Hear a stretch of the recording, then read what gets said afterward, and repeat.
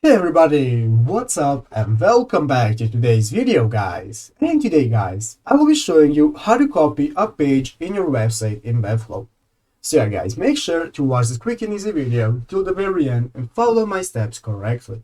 So you can make sure this works the same for you and that you can do this yourself. But yeah guys, let's get straight into it. The first thing you want to do guys is go ahead and open up the official webflow.com website right here and log into your account. After logging into your account guys, you'll be greeted by this main page right here where you can see all of the options that you can access in Webflow.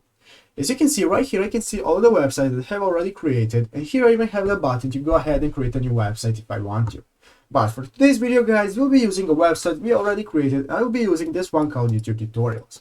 So let's go ahead and open up the website by clicking right here, and now this will open up the website in designer mode. And as you can see at the left side of the screen, you have the options to go ahead and add new elements, and you can see your components, you can see your site settings and so on.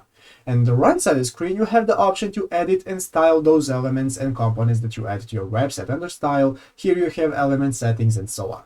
So yeah guys, let's go ahead and look how to copy a page. The first thing we have to do is go ahead and open up the pages section right here. At the left side of the screen, go ahead and click on pages.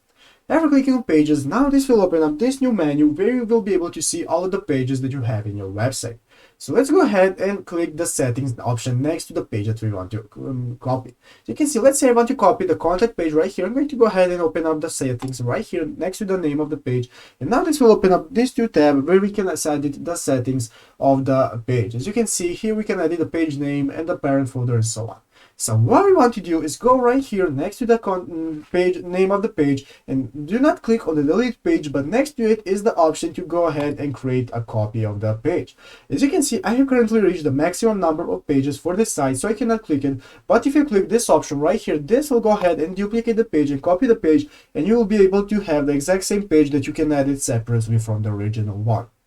But yeah guys, basically that's how you do it. I hope this video was helpful. If it was, make sure to leave a like and subscribe to the channel. So yeah guys, thank you for watching, take care and bye.